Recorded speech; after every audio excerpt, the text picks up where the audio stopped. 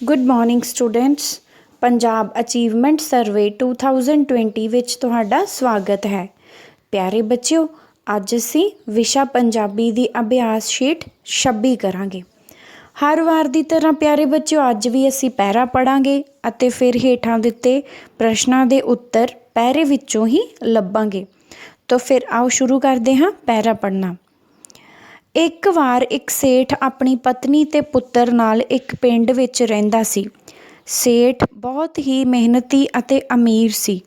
ਉਹ ਸਵੇਰੇ ਉੱਠ ਕੇ ਪਹਿਲਾਂ ਮੰਦਰ, ਫਿਰ ਆਪਣੇ ਖੇਤ, ਫਿਰ ਮੱਝਾਂ ਦੇ ਤਬੇਲੇ ਵਿੱਚ ਅਤੇ ਫਿਰ ਦੁਕਾਨ 'ਤੇ ਜਾਂਦਾ ਸੀ। ਉਹ ਆਪਣੇ ਪੁੱਤਰ ਨੂੰ ਬਹੁਤ ਪਿਆਰ ਕਰਦਾ ਸੀ, ਪਰ ਉਸਦਾ ਪੁੱਤਰ ਬਹੁਤ ਆਲਸੀ ਸੀ। ਉਹ ਦੇਰ ਦੁਪਹਿਰ ਤੱਕ ਸੁੱਤਾ ਰਹਿੰਦਾ ਸੀ। ਇੱਕ ਦਿਨ ਸੇਠ ਨੇ ਪੁੱਤਰ ਨੂੰ ਜਗਾ ਕੇ ਕਿਹਾ ਕਿ ਉਹ ਖੇਤ ਨੂੰ ਉਸਦੇ ਨਾਲ ਚੱਲੇ, ਪਰ ਪੁੱਤਰ ਤਾਂ ਅੱਤ ਦਾ ਆਲਸੀ ਹੋਣ ਕਾਰਨ ਗੂੜ੍ਹੀ ਨੀਂਦ ਸੋ ਰਿਹਾ ਸੀ। ਕੁਝ ਦਿਨ ਲੰਘੇ, ਸੇਠ ਬਹੁਤ ਬਿਮਾਰ ਹੋ ਗਿਆ ਅਤੇ ਉਸਦੀ ਮੌਤ ਹੋ ਗਈ। ਉਸਦੇ ਪੁੱਤਰ ਨੂੰ ਆਲਸੀ ਹੋਣ ਕਾਰਨ ਹਰ ਕੰਮ ਵਿੱਚ ਘਾਟਾ ਪੈ ਰਿਹਾ ਸੀ। ਉਹ ਬਹੁਤ ਦੁਖੀ ਸੀ। ਉਸਦੀ ਮਾਂ ਸਭ ਦੇਖ ਕੇ ਸਮਝ ਰਹੀ ਸੀ। ਉਸ ਨੇ ਆਪਣੇ ਪੁੱਤਰ ਨੂੰ ਸਮਝਾਇਆ ਕਿ ਉਹ ਸਵੇਰੇ ਸੂਰਜ ਚੜ੍ਹਨ ਤੋਂ ਪਹਿਲਾਂ ਉੱਠ ਕੇ ਆਪਣੇ ਪਿਤਾ ਵਾਂਗ ਪਹਿਲਾਂ ਮੰਦਰ ਅਤੇ ਫਿਰ ਹੋਰ ਕਾਰੋਬਾਰਾਂ ਨੂੰ ਜਾ ਕੇ ਸੰਭਾਲੇ। ਪੁੱਤਰ ਨੇ ਇਵੇਂ ਹੀ ਕੀਤਾ ਅਤੇ ਉਹ ਫਿਰ ਤੋਂ ਅਮੀਰ ਅਤੇ ਖੁਸ਼ਹਾਲ ਹੋ ਗਏ। ਪਿਆਰੇ ਬੱਚਿਓ, ਹੁਣ ਅਸੀਂ ਪ੍ਰਸ਼ਨ ਕਰਾਂਗੇ।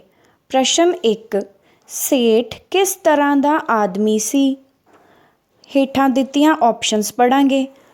ਨੰਬਰ 1 ਮਿਹਨਤੀ, ਨੰਬਰ 2 ਆਲਸੀ, ਨੰਬਰ 3 ਵਿਚਾਰਾ, ਨੰਬਰ 4 ਮੂਰਖ।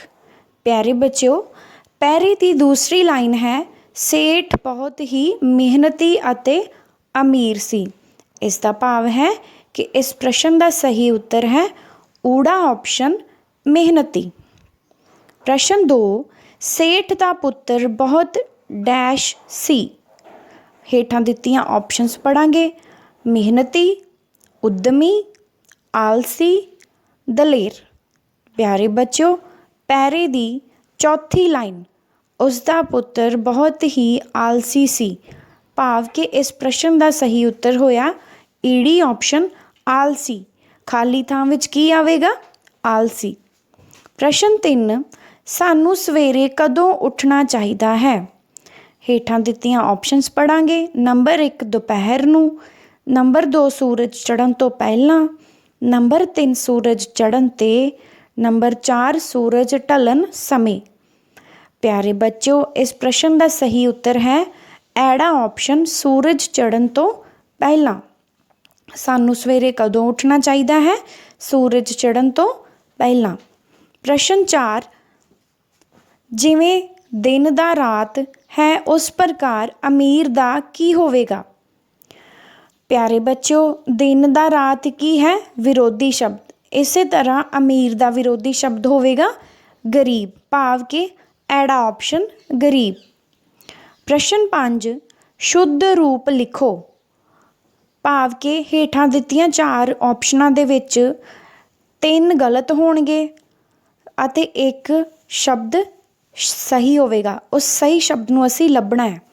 ਦੇਖੋ, ਊੜਾ ਆਪਸ਼ਨ ਦੇ ਵਿੱਚ ਕਿਰਬਾਰ ਲਿਖਿਆ ਹੋਇਆ ਹੈ, ਐੜਾ ਆਪਸ਼ਨ ਦੇ ਵਿੱਚ ਕਰਬਾਰ ਲਿਖਿਆ ਹੋਇਆ ਹੈ, ਈੜੀ ਆਪਸ਼ਨ ਦੇ ਵਿੱਚ ਕਾਰੋਬਾਰ ਲਿਖਿਆ ਹੋਇਆ ਹੈ ਅਤੇ ਸੱਸਾ ਆਪਸ਼ਨ ਦੇ ਵਿੱਚ ਕਾਰਬਰ ਲਿਖਿਆ ਹੋਇਆ ਹੈ। ਪਿਆਰੇ ਬੱਚਿਓ, ਸਹੀ ਫਿਰ ਕੀ ਹੋਇਆ? ਈੜੀ ਆਪਸ਼ਨ ਕਾਰੋਬਾਰ। ਪੈਰੇ ਦੇ ਵਿੱਚ ਇਹ ਸ਼ਬਦ ਸਭ ਤੋਂ ਅਖੀਰਲੀ ਲਾਈਨ ਪੈਰੇ ਦੀ ਵਿੱਚ ਲਿਖਿਆ ਹੋਇਆ ਹੈ ਹੋਰ ਕਾਰੋਬਾਰ ਨੂੰ ਜਾ ਕੇ ਸੰਭਾਲੇ। ਉਸ ਤੋਂ ਪਤਾ ਲੱਗਦਾ ਹੈ ਕਿ ਕਾਰੋਬਾਰ ਦੇ ਸਹੀ ਸਪੈਲਿੰਗ ਕਿਸ ਵਿੱਚ ਲਿਖੇ ਹੋਏ ਹਨ? ਈੜੀ ਆਪਸ਼ਨ ਦੇ ਵਿੱਚ। ਧੰਨਵਾਦ ਪਿਆਰੇ ਬੱਚਿਓ।